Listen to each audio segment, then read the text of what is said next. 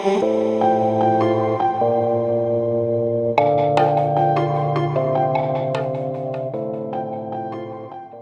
ദൈവത്തിന് മഹത്വം ഉണ്ടായിരിക്കട്ടെ. വീണ്ടും പ്രഭാതത്തിലേക്ക് അവർക്കും സ്വാഗതം. യോനയുടെ പുസ്തകം 1-ാം അധ്യായം അതിൻ്റെ 15-ാം വാക്യം. പിന്നെ അവർ യോനയെ എടുത്ത് സമുദ്രത്തിലിട്ട് കളയുകയും സമുദ്രത്തിൻ്റെ കോപം അടങ്ങുകയും ചെയ്തു. യോനയുടെ നിർദ്ദേശപ്രകാരം തന്നെയാണ് കപ്പൽ പ്രമാണിയും ആൾക്കാരുമൊക്കെ ഈ യോനയെ എടുത്ത് സമുദ്രത്തിലിടുന്നത്. അപ്പോൾ ആ കടൽ ശാന്തമായി അവർ ലക്ഷ്യസ്ഥാനത്ത് സമാധാനമായി എത്തുകയും ചെയ്തു. നമുക്കറിയാം, യോനയുടെ പുസ്തകം വളരെ സുപരിചിതമായൊരു പുസ്തകമാണ്. പ്രത്യേകിച്ചും ഈ നിനേവ നൊയമ്പിൻ്റെ സമയത്ത്, അല്ലെങ്കിൽ ഈ 3 നൊയമ്പിൻ്റെ സമയത്ത് ധ്യാന വിഷയമാക്കുന്ന ഒരു വേദഭാഗമാണ് യോനയുടെ പുസ്തകം. ഇവിടെ അമിതായുടെ പുത്രനായ യോനയ്ക്ക് ദൈവത്തിൻ്റെ അരുളപ്പാടുണ്ടാകുകയാണ്, നീ നിനേവയിൽ പോയി പ്രസംഗിക്കണം. നിനേവ എന്ന് പറയുന്നത് അന്നത്തെ കാലത്ത് 1,00,000 ചില്ലുവാനം ആൾക്കാർ താമസിച്ചിരുന്ന ഒരു ദേശമാണ്. അവിടുത്തെ ആൾക്കാർ ദുഷ്ടത പ്രവർത്തിച്ചു, മ്ലേച്ഛത പ്രവർത്തിച്ച് ദൈവത്തിൽ നിന്ന് അകന്നിരിക്കുന്നു.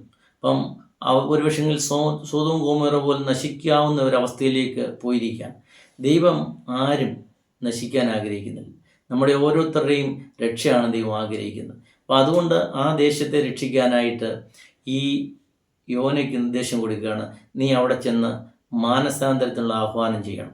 അവരെ അനുദപിപ്പിച്ച് ദൈവത്തെങ്കിലേക്ക് തിരിച്ച് വരുത്തണം. ഈ ഒരു ദൗത്യമാണ് യോനയ്ക്ക് കൊടുക്കുന്നത്. എന്നാൽ യോന പേടിച്ചുപോയി. കാരണം നിനേവക്കാർ ദുഷ്ടത പ്രവർത്തിക്കുന്ന ദുഷ്ടന്മാരാണ്, ക്രൂരന്മാരാണ്. അവിടെ ചെന്നാൽ അവരോട് എന്തെങ്കിലും ശാന്തമായിട്ട് പറഞ്ഞു കഴിഞ്ഞാൽ, അവരോട് സുവിശേഷം പറഞ്ഞു കഴിഞ്ഞാൽ അവർ നേരെ തിരിഞ്ഞ് ഉപദ്രവിക്കുകയും കൊല്ലുകയും ഒക്കെ ചെയ്യും.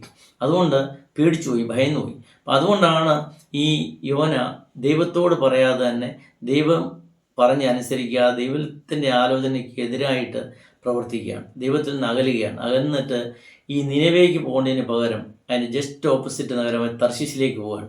തർശീശ് ശാന്തമായ ഒരു നഗരമാണ്, സുഖം ലോലുപയായ ഒരു ദേശമാണ്, എല്ലാ സുഖസൗകര്യങ്ങളും ഉള്ള ഒരു നഗരമാണ് തർശീശ്. അവിടേക്ക് പോകാൻ ആഗ്രഹിക്കുകയാണ്. അപ്പോൾ അവിടെ യാഫോഫ് എന്ന ഒരു തുറമുഖത്തു നിന്നാണ് യോനയ്ക്ക് കയറേണ്ടത്. അപ്പോൾ അവിടെ ചെന്നപ്പം ഈ തർശീശിലേക്കുള്ള കപ്പൽ അവിടെ റെഡിയായി കിടക്കുകയാണ്. അതിൽ കയറുന്നു.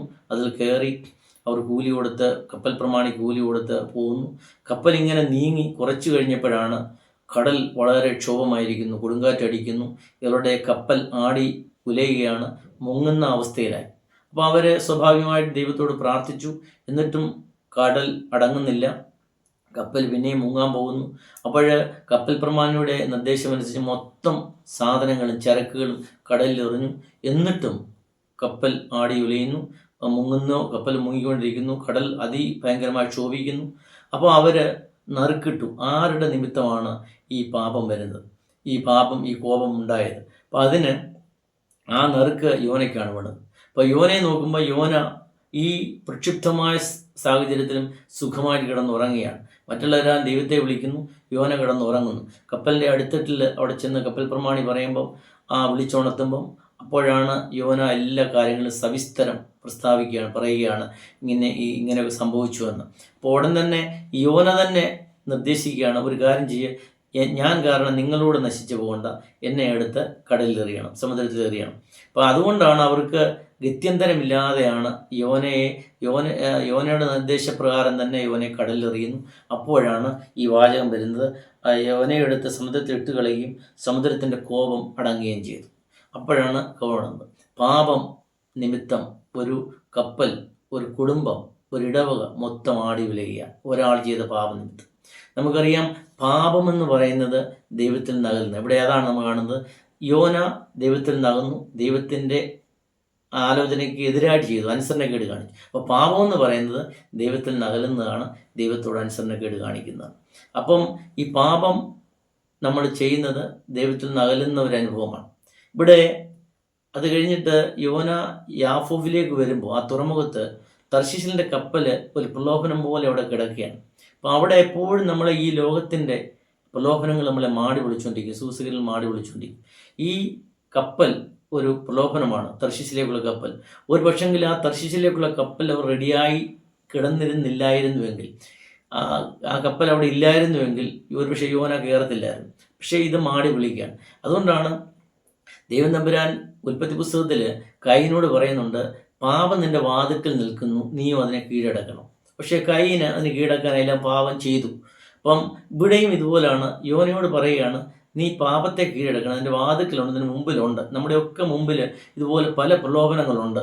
പക്ഷേ നമ്മൾ അതിനെ കീഴടക്കണം. പലപ്പോഴും നമുക്ക് കീഴടക്കാനായില്ല യോനയെ പോലെ. യോന അതിൽ കയറി, ആ കപ്പലിൽ കയറി, ആ പ്രലോഭനത്തെ കീഴടക്കാനായില്ല. ആ പ്രലോഭനത്തിന് വഴങ്ങി അവൻ ആ കപ്പലിൽ കയറി പോവുകയാണ്. അപ്പോഴാണ് ഈ കടൽ പെട്ടെന്ന് ക്ഷോഭിക്കുന്നു, കപ്പൽ ആടി ഉലയുന്നു. ഈ കടൽ എന്ന് പറയുന്നത് ഈ ലോകമാണ്. ഈ ലോകത്തിൻ്റെ പ്രതീകമാണ് കടൽ. ഈ കപ്പൽ എന്ന് പറയുന്നത് ആ ജീവിത നൗക എന്ന് പറയുന്നത് നമ്മുടെ ഓരോരുത്തരുടെയും ജീവിതമാണ്, നമ്മുടെയൊക്കെ കുടുംബമാണ്, നമ്മുടെ ഇടവകയാണ്, നമ്മുടെ സമൂഹമാണ്. അപ്പോൾ ഈ നമ്മുടെ ഒരു വീട്ടിൽ ഒരാൾ ചെയ്ത പാപം കൊണ്ടാണ് ഇത്രയും പ്രശ്നങ്ങളുണ്ടാകുന്നത്. ഇത്രയും പ്രശ്നങ്ങളൊക്കെ ഉണ്ടായത് ഒരാൾ ചെയ്ത പാപം. അത് ഒരു പക്ഷെങ്കിൽ ഞാൻ വരുത്തി വയ്ക്കുന്ന കടക്കണിയായിരിക്കും എൻ്റെ വീടിനെ മൊത്തം അവതാളത്തിലാക്കുന്നത്, ഭയങ്കര വിഷമത്തിലാക്കുന്നത്.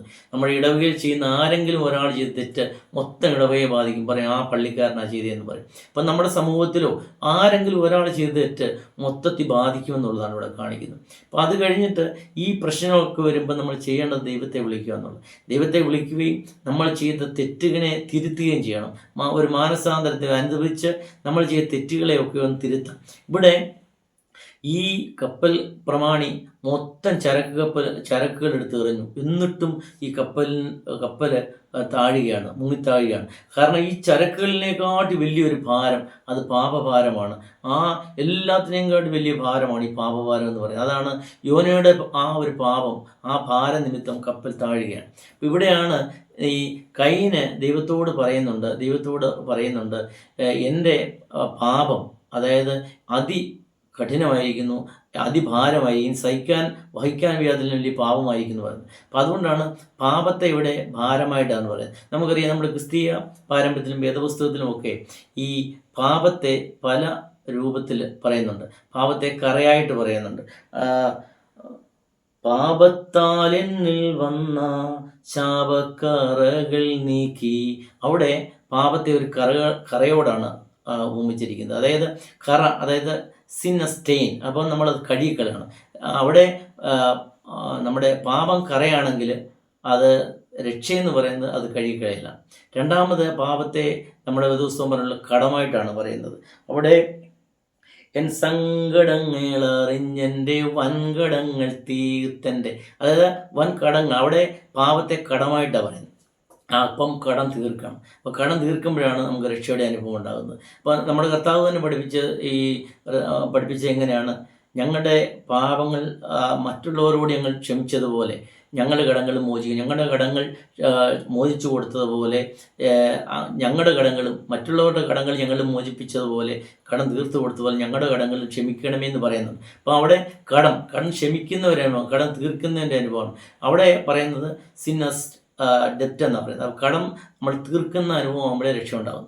മൂന്നാമതായി ഇവിടെ വന്ന് പാപം, അതായത് അവിടെ ഈ നമ്മൾ ഒരു പാട്ടുണ്ട്, പാപഭാരത്തിൽ നിന്നെന്നെ രക്ഷിച്ചോരു.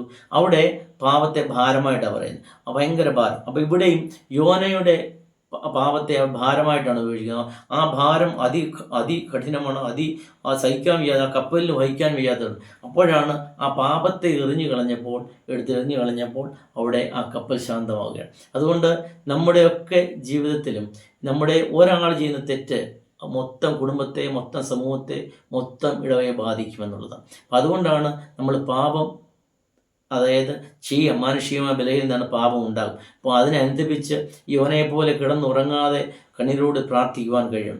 പ്രത്യേകിച്ച് രണ്ടാമത് ഈ യോന തർശീശിലേക്ക് പോകുന്നത് കാരണം അവിടെ ആ വഴി വിശാലമാണ്, അവിടെ പ്രയാസമില്ല, ദുഃഖമൊന്നുമില്ല. അപ്പം അവിടെ അങ്ങനെ പോകാൻ പറ്റും, സുഖമാണ് അവിടെ. അപ്പം അതാണ് കർത്താവ് പറയുന്നത്.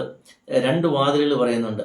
നാശത്തിലേക്കുള്ള വഴി വിശാലമാണ്, അതിലൂടെ കടക്കുന്ന അനേകരാണ്. അപ്പോൾ ഇവിടെ ആ നാശത്തിലേക്കുള്ള വഴിയിലാണ് ആർക്കും പ്രയാസം വേണ്ട, ആർക്കും ദുഃഖം വേണ്ട, അതിലൂടെ രക്ഷ പ്രാപിക്കുക. ആ ലോകത്തിൻ്റെ ആ സുഖത്തിലാണ് എല്ലാവരും പോകുന്നത്. എന്നാൽ ഈ നന്മയിലേക്കുള്ള വഴി, സ്വർഗ്ഗരാജ്യത്തിൻ്റെ വഴി എന്ന് പറയുന്നത് ഇടുങ്ങിയതാണ്. അവിടെ ചില എളിമയോടെ പോയാലേ പറ്റും. ആ എളിമയോടെ പോകുമ്പം നമ്മെ എളിമപ്പെടുത്തി ദൈവത്തിൻ്റെ ദൈവത്തോട് ചേർന്ന് നിന്ന് ദൈവത്തെ അനുസരിച്ച് ദൈവത്തിൻ്റെ ആലോചന പ്രകാരം പോകുമ്പോഴാണ് നമ്മൾ ലക്ഷ്യസ്ഥാനത്ത്. അപ്പോൾ അവിടെ തീർച്ചയായിട്ടും ശകലം പ്രയാസങ്ങളൊക്കെ ഉണ്ടാവും നമ്മുടെ ജീവിതത്തിൽ, എന്നാലും നമ്മൾ ലക്ഷ്യസ്ഥാനം എത്തിക്കുമെന്നുള്ളതാണ്. ഇവിടെയും നമ്മളതാ കാണുന്നത്.